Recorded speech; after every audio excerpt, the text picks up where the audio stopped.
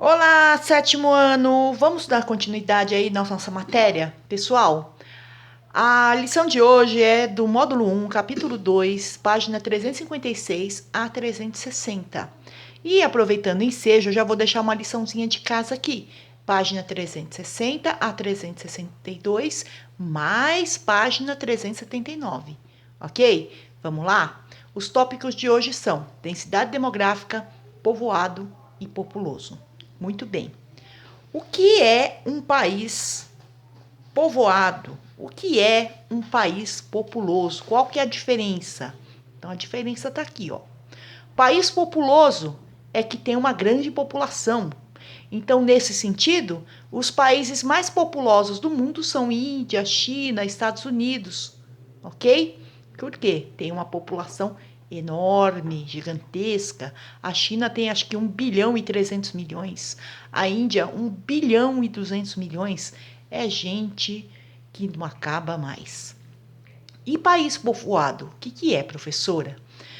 País povoado é aquele que tem uma grande população em relação ao tamanho do seu território. Então veja o seguinte: às vezes não é que a população é aquela população exagerada como é na China, mas ela se distribui de uma maneira uniforme dentro do seu território. Então, quando tem um território pequeno para uma população muito grande, a gente diz que o país é povoado, ok? E a gente só determina se o país é povoado através de um cálculo que a gente chama de cálculo da densidade demográfica. Que cálculo é esse? É dividir o número da população pela área territorial. E o resultado sempre vai ser uma conta, um número X, né? Habitantes por quilômetro quadrado. Vamos dar um exemplo? Vamos dar o exemplo do nosso Brasil aqui, né? O Brasil, eu fiz um mapinha do Brasil aqui para a gente já aproveitar. Faz de conta que essa coisa meio torta é o Brasil. Então veja que hoje, né, o Brasil, ele tem aproximadamente aqui, ó, 220 milhões de habitantes, tá? Dividido entre 8 milhões e 500 mil quilômetros quadrados. O que acontece? Esse número aqui aproximadamente vai dar 24 habitantes por quilômetro quadrado. Significa que só tem 24 por quilômetro? Não. Este cálculo aqui é uma média. É, em média, 24 por quilômetro quadrado. Na verdade, nós temos aqui, ó, uma concentração muito grande de pessoas vivendo próximas ao litoral, tá? As principais capitais aqui do Brasil, elas são próximas ao litoral. Natal, Recife, Salvador, Rio de Janeiro.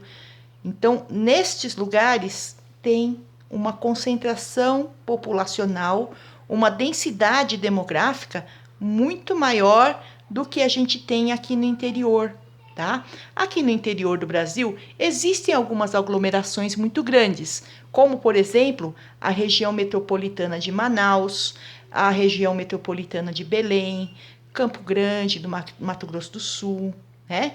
Alguns núcleos, né, populacionais grandes, Tocantins, Cuiabá não, Goiânia, enfim, vários núcleos populacionais em que a gente tem bastante gente morando. Mas, na maior parte aqui, são o que a gente chama de vazios demográficos. O que é o vazio demográfico? Aqueles lugares que são muito pouco povoados, com uma média de 2 habitantes por quilômetro quadrado. Nossa, pro, só mora 2? Não. Significa que tem lá um vilarejo pequenininho e um monte de nada em volta. Um monte de floresta ou um monte de, sei lá, fazenda, né? E as maiores aglomerações de pessoas, elas realmente ficam aqui na costa litorânea do Brasil, aqui no caso do Brasil. Aliás, nas maior parte das cidades, né, que tem litoral, a população se concentra próxima ao litoral, porque é mais fácil, tem mais comércio, tem mais indústria, etc, etc. Deu para entender, então? O conceito de densidade demográfica ele é muito relativo, tá, gente? Então, assim, se a gente fosse pegar a densidade demográfica aqui de São Paulo, por exemplo, ela tá lá em torno de 500, 600 habitantes por quilômetro quadrado. É bem alta, ok?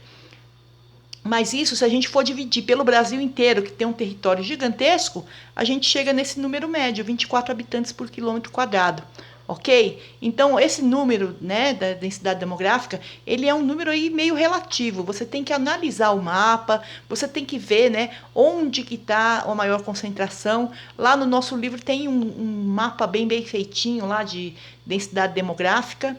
Acho que é página 363, eu vou dar uma conferida, mas enfim, leiam o texto, façam os exercícios e qualquer dúvida estarei lá no Google Classroom no horário da nossa aula. Beijo, sétimo ano, fica com Deus!